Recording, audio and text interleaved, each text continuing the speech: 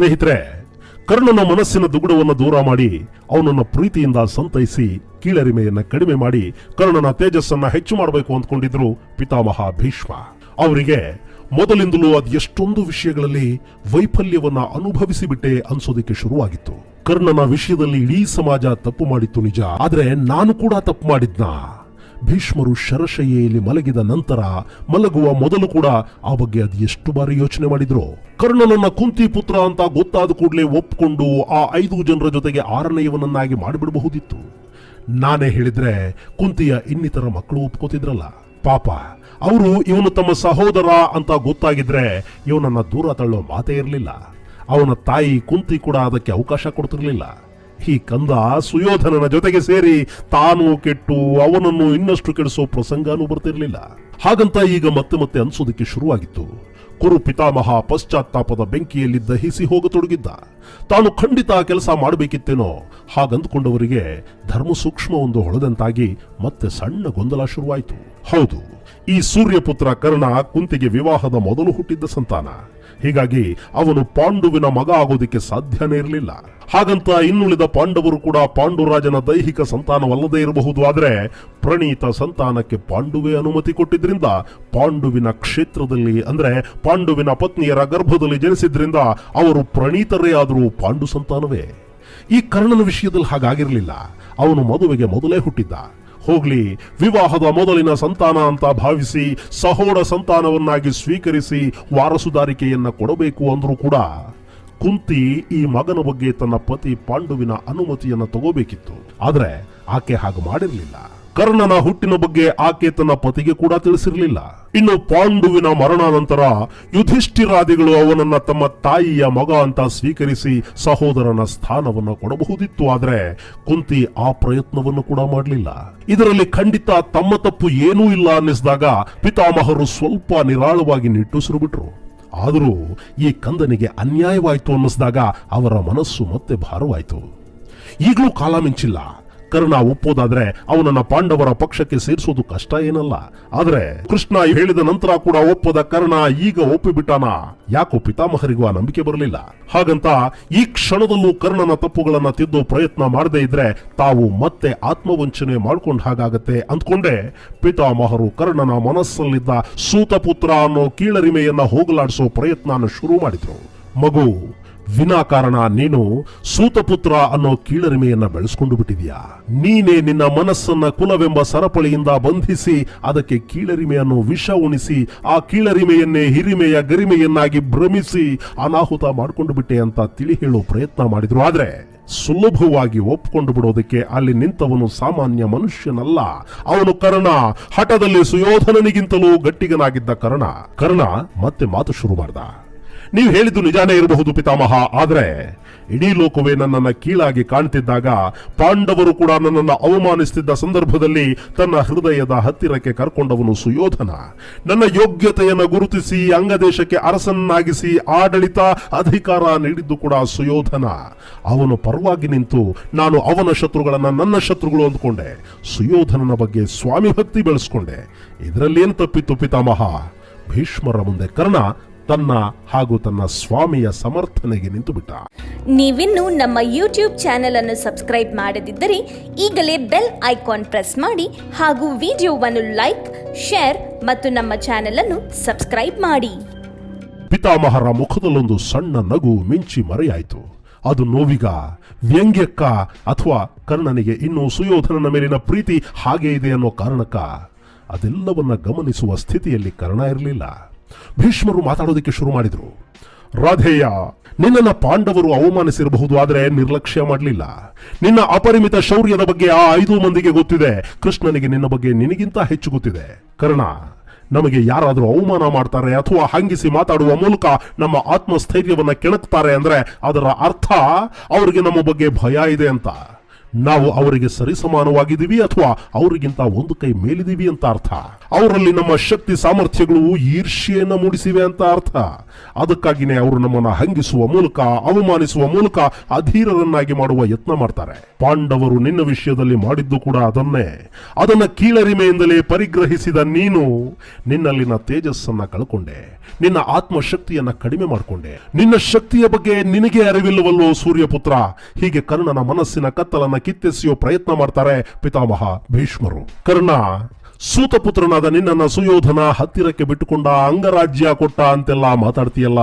ಅವನಿಗೆ ಸೂತಪುತ್ರರ ಬಗ್ಗೆ ನಿಜವಾದ ಕಾಳಜಿ ಇದ್ದಿದ್ರೆ ಇಡೀ ಸೂತ ಸಂಕುಲವನ್ನ ಮೇಲೆತ್ತೋದಕ್ಕೆ ಅವನು ಪ್ರಯತ್ನಿಸಬೇಕಿತ್ತಲ್ವಾ? ಇಡೀ ವ್ಯವಸ್ಥೆಯನ್ನ ಸರಿಪಡಿಸೋ ಪ್ರಯತ್ನ ಮಾಡಬೇಕಿತ್ತಲ್ವಾ? ಎಲ್ಲ ಸೂತರನ್ನ ತನ್ನ ರಾಜಪ್ರತಿನಿಧಿಗಳನ್ನಾಗಿ ಮಾಡ್ಕೊಳ್ಳೋ ಬಗ್ಗೆ ಯಾವತ್ತಾದ್ರೂ ಕನಿಷ್ಠ ಪಕ್ಷ ನಿನ್ನ ಹತ್ರನಾದ್ರೂ ಮಾತಾಡಿದ್ನ? ಅವನಿಗಿದ್ದದ್ದು ಸೂತರ ಮೇಲಿನ ಪ್ರೀತಿಯಲ್ಲ ಕರ್ಣ, ಬದಲಿಗೆ ನಿನ್ನ ಶೌರ್ಯದ ಮೇಲಿನ ನಂಬಿಕೆ. ನೀನು ಪಾಂಡವರ ವಿರುದ್ಧ ಬಳಕೆಯಾಗ್ತೀಯ ಅನ್ನೋ ಆಸೆ. ಅವನು ನಿನ್ನನ್ನ ಅವನ ಬತ್ತಳಿಕೆಯ ಬಾಣವನ್ನಾಗಿ ಮಾಡಿಕೊಂಡ. ನೀನು ಕೂಡ ಅಷ್ಟೇ.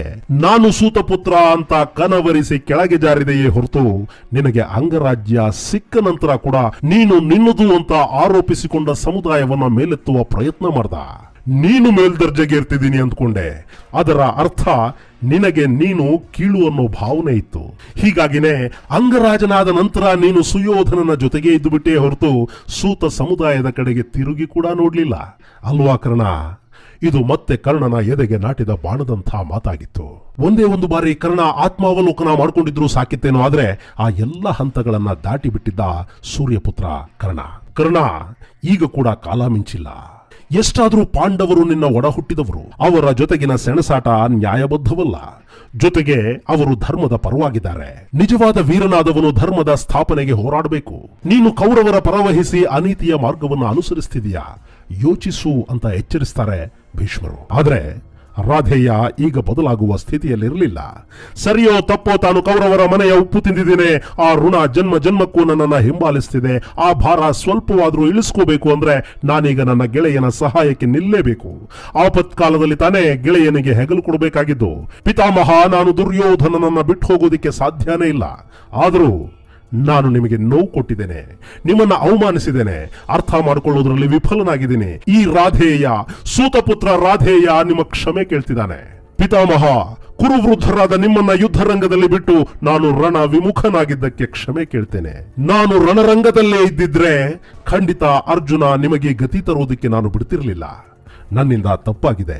ನಿಮ್ಮ ವಿಷಯದಲ್ಲಿ ನನ್ನಿಂದಾದ ಅಪರಾಧಗಳಿಗೆ ಮನ್ನಿಸಿ ಬಿಡಿ. ಹೀಗೆ ಹೇಳಿದ ಕರ್ಣ ಕಣ್ಣೀರ ಧಾರೆಯ ನಡುವೆಯೇ ಪಿತಾಮಹನಿಗೆ ವಂದಿಸಿ ಅಲ್ಲಿಂದ ಹೊರಟು ಹೋಗೋದಿಕ್ಕೆ ಅಣಿಯಾಗ್ತಾನೆ. ಕರ್ಣನನ್ನ ಬದಲಿಸೋದಕ್ಕೆ ಸಾಧ್ಯನೇ ಇಲ್ಲ ಅಂದ್ಕೊಂಡ ಪಿತಾಮಹರು ಅವನಿಗೆ ಆಶೀರ್ವಾದ ಮಾಡ್ತಾರೆ. ನಿನಗೆ ಯಾವುದು ಸರಿ ಅನ್ಸುತ್ತೋ ಅದನ್ನ ಮಾಡು ರಾಧೇಯ, ನಿನಗೆ ಒಳ್ಳೇದಾಗ್ಲಿ ಹಾಗಂತ ಹರಸಿ ಬೀಳ್ಕೊಡ್ತಾರೆ. ಭಾರ ಹೃದಯದಿಂದ ಬಂದಿದ್ದ ಕರ್ಣ ಮನಸ್ಸಿನಲ್ಲಿದ್ದದ್ದನ್ನೆಲ್ಲ ಹೇಳ್ಕೊಂಡು ಹಗರಾಗಿ ಹೊರಟಿದ್ದ. ಆದ್ರೆ ಅದಾಗ್ಲೇ ಘಾಸಿಗೊಂಡಿರೋ ಭೀಷ್ಮರು ಮತ್ತೆ ಸಂಕಟ ಅನುಭವಿಸ್ತಿದ್ರು. ಇಷ್ಟೊತ್ತು ಮಾತಾಡಿದ ಭರಕ್ಕೆ ದೇಹ ತುಸು ನಿತ್ರಾಣವಾಗಿತ್ತು. ಪಿತಾಮಹ ಮೆಲ್ಲನೆ ಕಣ್ಣು ಮುಚ್ಚಿದ್ದ.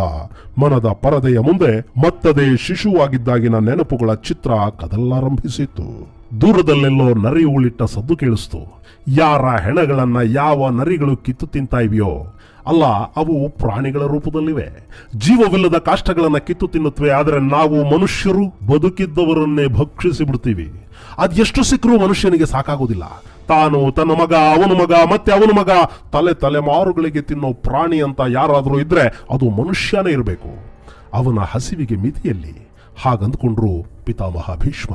ಅವರ ಕಣ್ಣ ಮುಂದೆ ಹೆಣಗಳನ್ನ ಕಿತ್ತು ತಿಂತಿದ್ದ ನರಿಗಳ ಜಾಗದಲ್ಲಿ ಧೃತರಾಷ್ಟ್ರ ಮತ್ತವನ ಮಕ್ಕಳ ಮುಖಗಳು ಕಾಣಿಸ್ಕೊಂಡ್ವು. ಹೌದಲ್ವಾ? ದುರ್ಯೋಧನ ತಮ್ಮ ಮಾತನ್ನ ಕೇಳಿದ್ರೆ ಇಲ್ಲಿ ಈ ಪರಿಯ ಸಾವು ನೋವುಗಳು ಖಂಡಿತ ನಡೀತಿರ್ಲಿಲ್ಲ. ಕುರುವಂಶದ ವಿನಾಶವಾಗೋ ಕಾಲನೂ ಬರ್ತಿರ್ಲಿಲ್ಲ.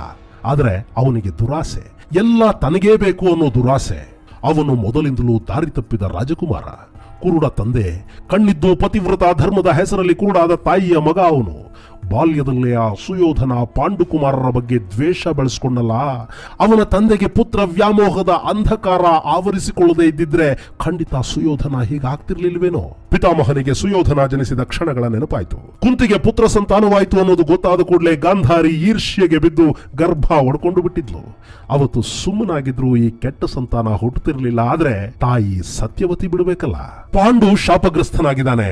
ಪಾಪ ಈ ಮಗ ಧೃತರಾಷ್ಟ್ರ ಹುಟ್ಟಿನಿಂದ ಪ್ರಪಂಚ ಕಂಡವನೇ ಅಲ್ಲ. ಬಾಹುಗಳಲ್ಲಿ ಅಗಾಧ ಶಕ್ತಿ ಇದ್ರೂ ಕಣ್ಣಿಲ್ಲ ಅನ್ನೋ ಕಾರಣಕ್ಕೆ ಸಿಂಹಾಸನದ ಅಧಿಕಾರದಿಂದ ದೂರ ಉಳಿದಿದ್ದಾನೆ.